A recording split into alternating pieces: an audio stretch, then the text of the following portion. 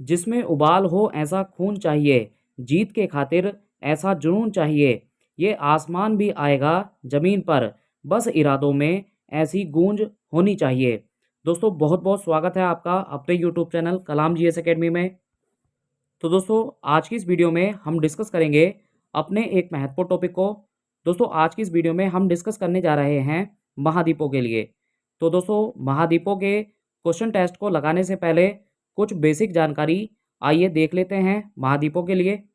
दोस्तों यदि महाद्वीपों की उत्पत्ति से संबंधित वैगनर के सिद्धांत को देखा जाए तो अब से 225 मिलियन साल पहले की बात करें तो हमारे पृथ्वी पर केवल एक ही भूखंड हुआ करता था, जिसे दोस्तों पैंजिया के नाम से पुकारा जाता था। और इस पैंजिया के चारों ओर जो जल था दोस्तों, इसे पैंथालासा महासागर के नाम से पुकारते थे। दोस्तों यदि अब से 150 मिलियन वर्ष पहले की बात करें तो पैंजिया नाम का जो भूखंड था ये दोस्तों अपने दो भागों में विभाजित हो गया। तो देखिए इस भाग को हम गोंडवाना लैंड के नाम से पुकारने लगे और उत्तरवर्ती भाग को हम दोस्तों लोरेशिया के नाम से पुकारने लगे। जबकि इन दोनों महाद्वीपों के बीच में जो जल था उसे दोस्तों टैथिस सागर के नाम से पुकारा गया। दोस्तों यदि अगर 100 वर्ष मिलियन पहले की बात करें तो देखिए 100 मिलियन वर्ष पहले हमारे जो वर्तमान के महाद्वीप हैं इनका एक आधार बन के आया था। दोस्तों अभी तक देखिए 100 वर्ष मिलियन पहले की बात करें तो अभी तक महाद्वीपों का विकास नहीं हुआ था, लेकिन महाद्वीपों की आधी से अधिक संरचना तैयार हो चुकी थी। तो दोस्तों अभी वर्तमान की अगर बात करें तो वर्तमान में आप सभी जानते ही हैं कि देखिए वर्तमान में हमारी पृथ्वी पर 7 महाद्वीप हैं। तो दोस्तों ये जो 7 महाद्वीप हैं इनकी उत्पत्ति होने में काफ़ी लंबा वक्त लगा है और इस सिद्धांत को वैगनर नामक वैज्ञानिक ने समझाया था। दोस्तों वैसे तो महाद्वीपों की उत्पत्ति को लेकर के कई सिद्धांत हैं, किंतु उनमें सबसे ज़्यादा महत्वपूर्ण वैगनर का सिद्धांत है। चलिए दोस्तों महाद्वीपों से संबंधित आइए अपने महत्वपूर्ण क्वेश्चन टेस्ट को लगा लेते हैं। तो इस वीडियो में हमारा पहला प्रश्न है, निम्नलिखित में से किस महाद्वीप को मानव का घर कहा जाता है।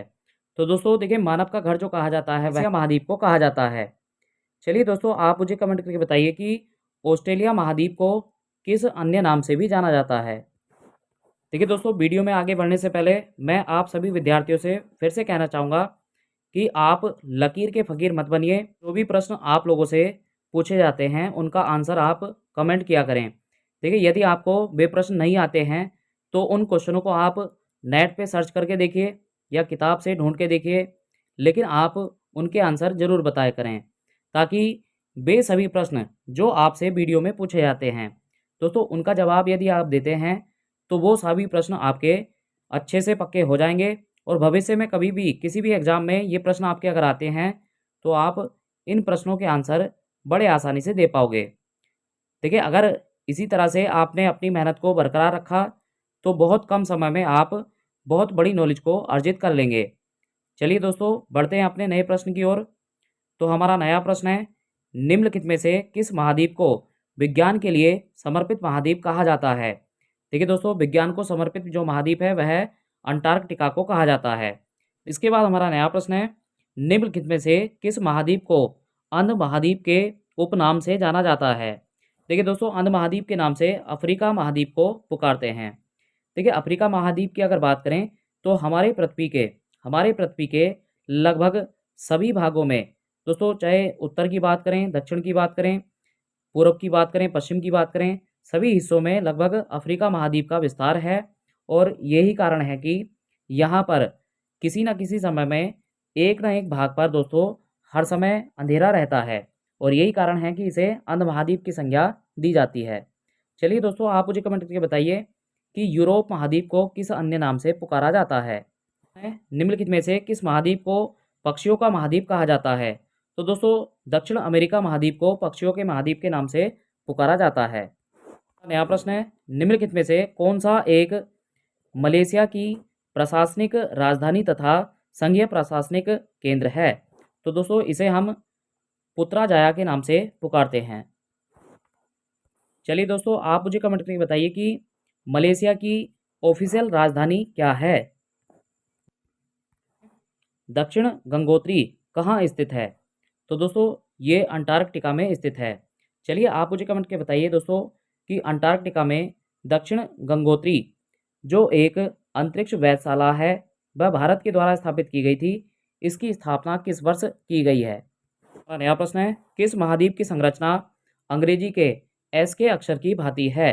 तो दोस्तों अंटार्कटिका महाद्वीप की संरचना एस अक्षर की भांति है। चलिए आप मुझे कमेंट के बताइए कि अंग्रेजी के एस अक्षर की भांति किस महासागर की संरचना भी है? निम्नलिखित में से किस महाद्वीप का विस्तार उत्तरी, दक्षिणी, पूर्वी तथा पश्चिमी सभी गोलार्धों में है? तो दोस्तों ऐसा विस्तार अफ्रीका महाद्वीप का है। दोस्तों हमारा नया प्रश्न है, निम्नलिखित में से कौन सा महाद्वीप पूर्णतया हिमाच्छादित है? तो देखिए ऐसी स्थिति अंटार्कटिका महाद्वीप की है। चलिए दोस्तों आप मुझे कमेंट के बताइए कि एशिया महाद्वीप की उत्पत्ति किसके कारण से हुई है? हमारा नया प्रश्न है, निम्नलिखित में से किस महाद्वीप से होकर कर्क, विषुवत एवं मकर रेखा तीनों रेखाएं गुजरती हैं? तो दोस्तों ऐसा अफ्रीका महाद्वीप में पाया जाता है। चलिए दोस्तों आप मुझे कमेंट करके बताइए कि कर्क रेखा पर कितने देश स्थित हैं? हमारा नया प्रश्न है, निम्न में से कौन सा एक युग्म सुमेलित नहीं है? तो दोस्तों देखिए इसमें जो सुमेलित नहीं है वह है बिश्केक। देखिए बिश्केक की अगर बात करें तो बिश्केक ये किर्गिस्तान की राजधानी है, जबकि अन्य सभी विकल्पों में राजधानी और उनके देशों को दिया गया है। दोस्तों चलिए आप मुझे कमेंट करके बताइए कि तजाकिस्तान की राजधानी क्या है? निम्नलिखित युग्मों में से कौन सुमेलित नहीं है? तो देखिए इसमें न्यूजीलैंड की राजधानी को नहीं बताया गया है। चलिए दोस्तों आप मुझे कमेंट करके बताइए कि न्यूजीलैंड की राजधानी क्या है, जबकि अन्य सभी विकल्पों में एक देश और उसकी राजधानी दी हुई है। निम्नलिखित में से कौन सा शहर किसी देश की राजधानी नहीं है? तो देखिए सिडनी किसी भी देश की राजधानी नहीं है। दोस्तों चलिए आप मुझे कमेंट करके बताइए कि सिडनी किस देश का एक शहर है? हमारा नया प्रश्न है, किस महाद्वीप में एटलस पर्वत स्थित है? तो दोस्तों ये अफ्रीका महाद्वीप में स्थित है। चलिए दोस्तों आप सभी के सभी साथ के साथ महाद्वीपों की ऊंची चोटी के नाम कमेंट करके जरूर बताइए, क्योंकि ये कई परीक्षाओं में पूछे भी जाते हैं।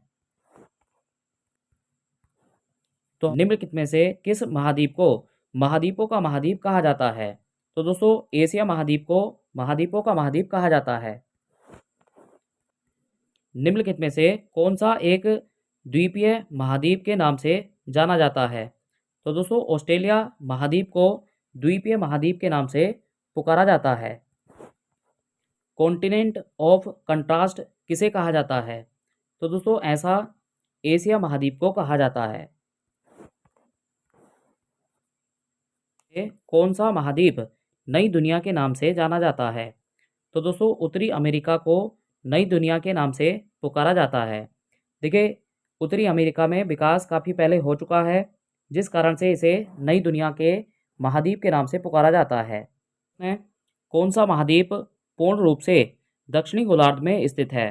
तो दोस्तों ऑस्ट्रेलिया जो महाद्वीप है ये देखिए दक्षिणी गोलार्ध में स्थित हैं।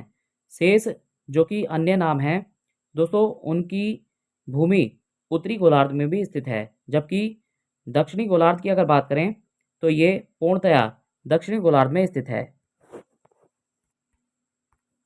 हमारा नया प्रश्न है, कौन सा महाद्वीप मरुस्थल विहीन है? तो देखिए इसमें अगर बात करें यूरोप की तो दोस्तों यूरोप मरुस्थल विहीन महाद्वीप कहलाता है। चलिए दोस्तों आप मुझे कमेंट करके बताइए कि संसार का सबसे बड़ा मरुस्थल कौन सा है, और बताइए भारत का सबसे बड़ा मरुस्थल कौन सा है। इसके बाद हमारा नया प्रश्न है, किस महाद्वीप में सरीसृप नहीं पाए जाते हैं? तो दोस्तों अंटार्कटिका महाद्वीप में सरीसृप नहीं पाए जाते हैं। दोस्तों हमारा नया प्रश्न है, विश्व में मैदानों का सर्वाधिक विस्तार किस महाद्वीप में है? तो देखिए यूरोप में सबसे ज़्यादा मैदानों का विस्तार है। चलिए दोस्तों आप मुझे कमेंट करके बताइए कि यूरोप महाद्वीप का क्षेत्रफल की दृष्टि से सबसे बड़ा देश कौन सा है? महाद्वीप कैसे अलग हुए? तो दोस्तों विवर्तन की क्रिया के कारण से देखिए महाद्वीपों में विभाजन की क्रिया देखने को मिली है और ये अभी भी निरंतर जारी है दोस्तों। निम्न में से किस महाद्वीप का क्षेत्रफल सबसे कम है? तो देखिए सबसे कम जो क्षेत्रफल है ये ऑस्ट्रेलिया महाद्वीप का है। दोस्तों चलिए आप मुझे कमेंट करके बताइए कि संसार में सबसे ज़्यादा क्षेत्रफल वाला महाद्वीप कौन सा है? तो दोस्तों इस वीडियो में हमारा अंतिम प्रश्न है, किस महाद्वीप को श्वेत महाद्वीप के नाम से जाना जाता है? तो दोस्तों अंटार्कटिका को श्वेत महाद्वीप के नाम से भी पुकारा जाता है। दोस्तों ये वीडियो आपको कैसा लगा कमेंट करके ज़रूर बताएं। वीडियो को अंत तक देखने के लिए आप सभी का बहुत बहुत धन्यवाद।